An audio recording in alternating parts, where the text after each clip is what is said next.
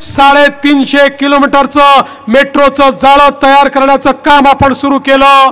आज आपण पाहू शकतो, मग अटल सेतू असेल, कोस्टल रोड मुंबईचा असेल, या ठिकाणी आपला विरार अलिबाग कॉरिडॉर असेल, या सगळ्या प्रोजेक्टच्या माध्यमातून मोठ्या प्रमाणात सामान्य माणसाच्या आवागमनाकरता व्यवस्था तयार करण्याचं काम आपण केलं।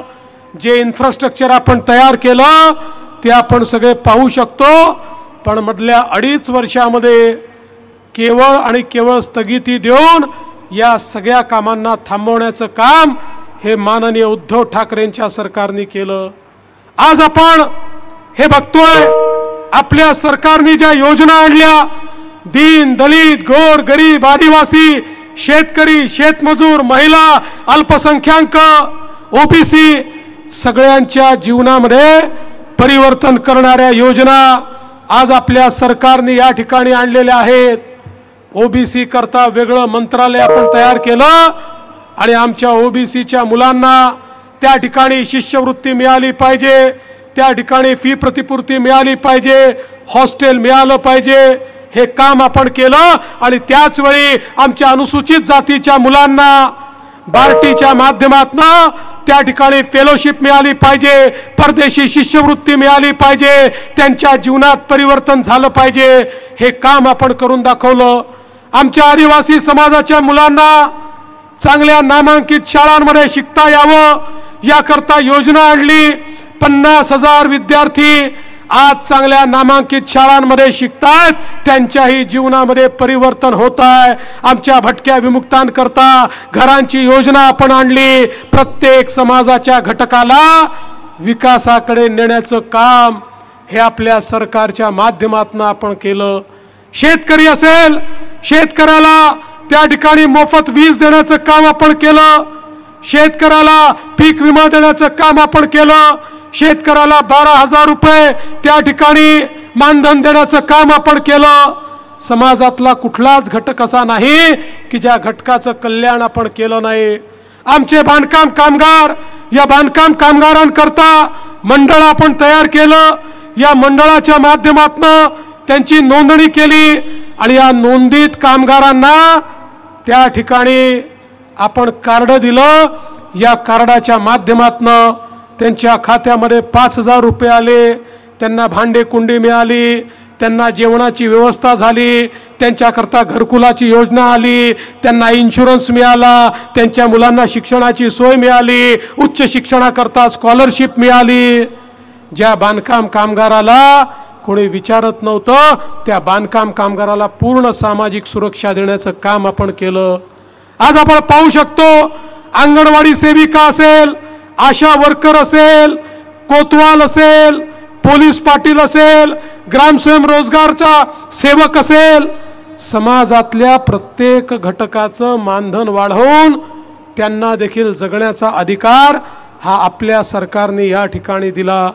बंधू भगिनींनो, समाजातला कुठलाच घटक मोकळा ठेवायचा नाही, हा आपला सातत्याने प्रयत्न राहिला।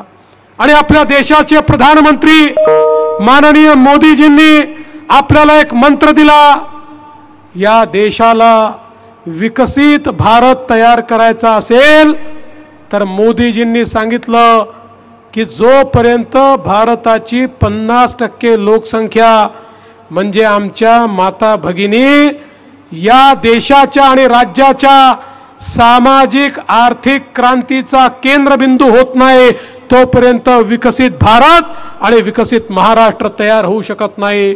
मोदीजींनी बेटी बचाओ बेटी पढाओ पासनं लखपती दीदी पर्यंतचे कार्यक्रम आखले। लखपती दीदी म्हणजे मोदीजींच्या योजनेतनं जी भगिनी वर्षाला 1 लाख रुपयांपेक्षा जास्त पैसा कमवते ती लखपती दीदी। महाराष्ट्रामध्ये 11 लाख लखपती दीदी आपण तयार केल्या। पुढच्या काळामध्ये 25 लाख करणार आहोत, 2028 पर्यंत 50 लाख करणार आहोत। आणि आपल्या महाराष्ट्रात 1 कोटी आमच्या गरीब आणि मध्यमवर्गीय महिलांना लखपती दीदी बनवण्याचं लक्ष्य हे महाराष्ट्राच्या सरकारने ठेवलं आहे। आपण लेक लाडकी सारखी योजना आणली। या योजनेच्या अंतर्गत आपल्या घरी मुलगी जन्माला आली, मुलीच्या जन्माचं स्वागत झालं पाहिजे. घरी लक्ष्मी जन्माला आली असं प्रत्यंतर घरच्यांना आलं पाहिजे. म्हणून आपण निर्णय केला, मुलगी जन्माला आली की 5,000 रुपये, पहिल्या वर्गात गेली की 5,000 रुपये, 7व्या वर्गात गेली की 7,000 रुपये, 11व्या वर्गात गेली की 8,000 रुपये, 18 वर्षाची झाली की 75,000 रुपये, असे 1,00,000 रुपये त्या परिवारामध्ये आपण देतो, जेणेकरून मुलीच्या आगमनाचं स्वागतच त्या परिवाराने केलं पाहिजे. आपण दुसरी योजना या ठिकाणी आणली. खऱ्या अर्थानं आज आपण पाहतोय शिक्षणाचा खर्च मोठा वाढलाय.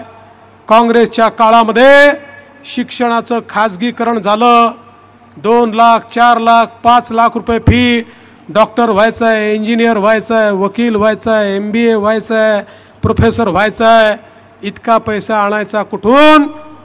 आज सामान्यांच्या घरातली अवस्था अशी होती, घरात एक मुलगा असेल आणि एक मुलगी असेल तर आई बाप मुलीला सांगायचे, बाई दोघांपैकी एकालाच आम्ही शिकवू शकतो, तुझ्या भावाला आम्ही शिकवू, तुझं तर लग्नच करायचं आहे, तू घरी बैस. अतिशय हुशार असलेल्या आमच्या मुलीला आई बाप पैशाअभावी शिकवू शकत नव्हते. आता आम्ही त्या आई बापांना सांगितलंय, तुमच्या मुलीला शिकवण्याकरता तुमच्याकडे पैसे नसतील, काळजी करू नका, मुलीचे मामा मुंबईच्या मंत्रालयामध्ये बसलेले आहेत, मुलीचं शिक्षण ते करतील. 2 लाख, 4 लाख, 5 लाख किती फी असली तरी आपलं महायुतीचं सरकार ही फी भरते आहे आणि मुलींना शिकवण्याचं काम आपल्या सरकारच्या माध्यमातून होताना आपण पाहतोय. एवढंच नाही, आम्ही योजना आणली, आमच्या महिलांना ST मध्ये 50% तिकिटात प्रवास करण्याची योजना आणली. मी तुम्हाला गंमत सांगतो, योजना आणली, ST महामंडळाचे लोक धावत आले मुख्यमंत्र्यांकडे, माझ्याकडे, म्हणाले साहेब ही योजना बंद करा. म्हटलं का बंद करायची? म्हणाले ही योजना जर तुम्ही सुरू ठेवली, आधीच तोट्यात असलेली आमची ST बंद पडेल. आम्ही सांगितलं योजना चालेल, तुम्हाला लागलं तर आम्ही पैसे देऊ. 1 महिन्यापूर्वी पुन्हा तेच लोक आमच्याकडे आले, म्हणाले साहेब काही झालं तरी योजना बंद करू नका. अरे म्हटलं अजब लोक आहे, कधी म्हणता योजना सुरू करू नका, कधी म्हणता योजना बंद करू नका.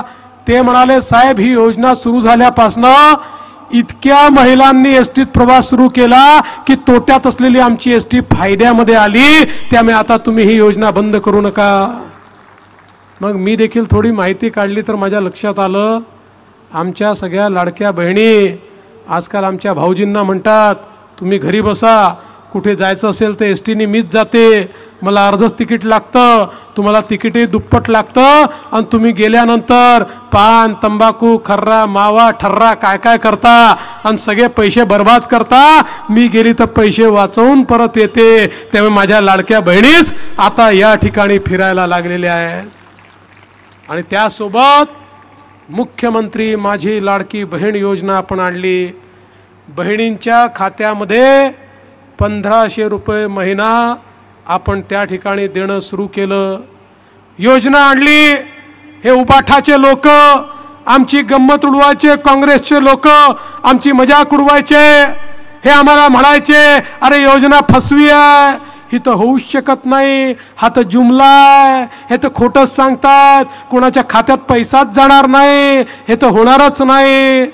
अरे त्या सगळ्यांच्या नाकावर टिचून 2.5 कोटी बहिणींच्या खात्यामध्ये नोव्हेंबरपर्यंतचे पैसे टाकून दिले.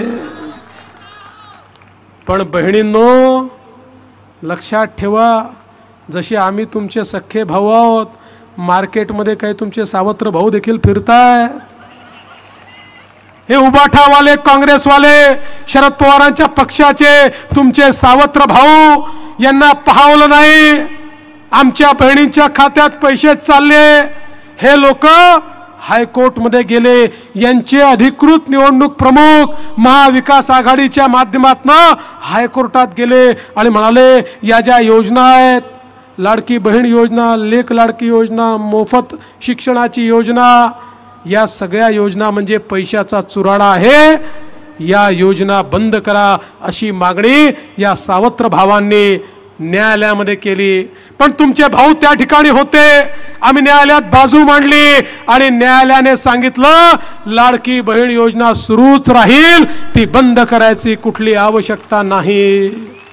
आणि आता लाडक्या बहिणींनो, आपल्या मुख्यमंत्र्यांनी काय घोषणा केली आहे, निवडणुकीत पुन्हा सरकार आल्यानंतर 1500